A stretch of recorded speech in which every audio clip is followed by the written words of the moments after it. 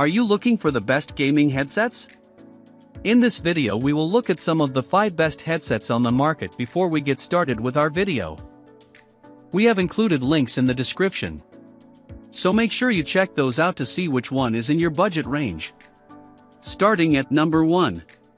Turtle Beach Atlas Air. If you do want a dedicated gaming headset with a built-in mic, we love the Turtle Beach Atlas Air. It's a bit of a rarity, a wireless model with an open back design. It sounds much wider, airier and more natural than the vast majority of its peers as a result, creating the sensation that your game is happening around you instead of feeling confined in your head. It's also better than most at positioning in-game effects in the right places.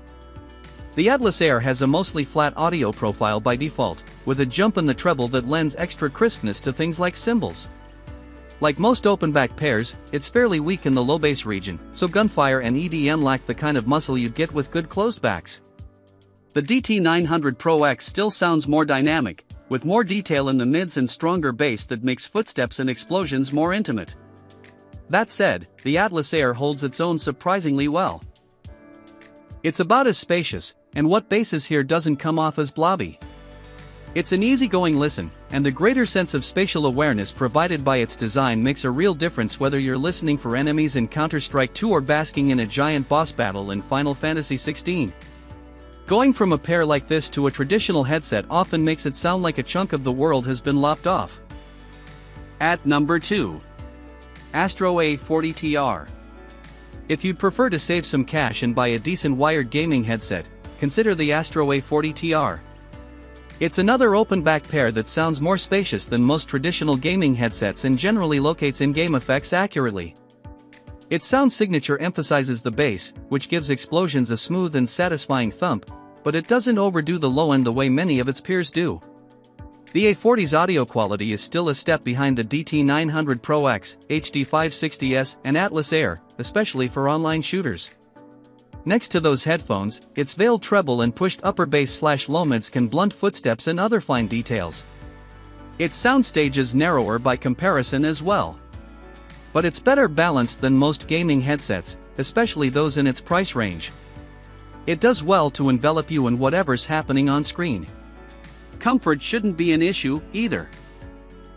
The A40 is on the bulkier side, but its weight is evenly distributed, and it doesn't clamp down overly hard. The fuzzy earpads are soft and breathable, while the ear cups are roomy enough to fit larger ears. The headset has the usual open-back shortcomings, though, as it leaks a bunch of sound and blocks almost zero outside noise. The mostly plastic design looks gamer-y and lacks built-in volume controls, too. Nobody would call it premium. Still, it's not flimsy. At number 3. HyperX Cloud Stinger 2. You won't find a good open-back gaming headset for less than $50, so if you're on a tight budget and need a built-in mic, you'll have to compromise on sound quality.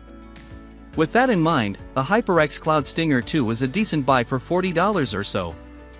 It gets the comfort part right, as its pleather ear cups don't clamp down hard and have enough soft padding where it counts. Its mic makes voices sound relatively clear and accurate as well. In fact, the mic is a clear step up over the Astro A40s, though it's not detachable. The Cloud Stinger 2 has a V-shaped sound signature, which is to say it exaggerates the bass and treble while recessing the mids. It's not bad for what it is, and it'll definitely give action scenes a heavy dose of boom. But the upper bass is bumped to the point where it may get tiring over time, and you lose some of the fine details you'd hear on our other picks. Since this is a cheap closed-back headset, the Cloud Stinger 2 doesn't sound nearly as wide as the pairs above, nor is it as nuanced about positioning sounds accurately. All of that makes it less than ideal for competitive games, though it can still sound fun with many other titles. At number 4. Astro A50X. The Astro A50X costs an eye-watering $380, so we can't reasonably recommend it to most people. However, if you can stomach the price, this is a uniquely convenient wireless headset for hardcore gamers who own a PS5, Xbox Series X/S and gaming PC. That's mainly due to its included charging dock, which serves as a unified A/V station for those 3 platforms. By chaining HDMI and USB cables from a PS5, Xbox and or PC to the A50X's base station, you can connect the headset to all 3 devices simultaneously.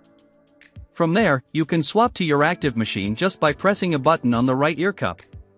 This is a pain to set up, as shown in Logitech's 12-minute video tutorial. Connecting both consoles and a PC requires 7 different cables, a few of which aren't in the box, plus some futzing around in each system's menus.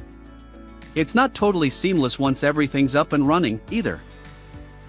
We had to manually change video signals when switching from a PC to a console, though not when doing the inverse, and manually change our PC's audio output when we wanted to listen through desktop speakers.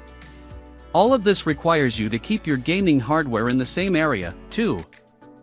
At number 5. Sennheiser HD560S. If you'd rather not spend as much, the Sennheiser HD560S is another excellent open-back headphone that's often available for less than $200.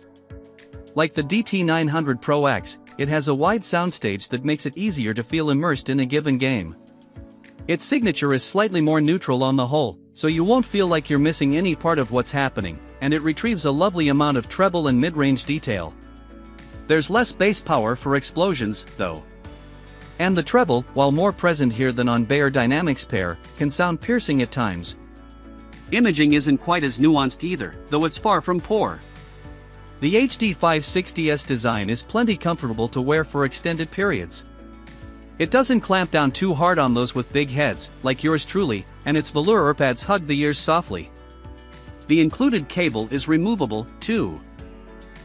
The plastic frame doesn't feel as sturdy or premium as the DT900 Pro X, however, so you won't want to chuck it around haphazardly. It won't isolate much noise either, nor will it prevent others from hearing what you're playing.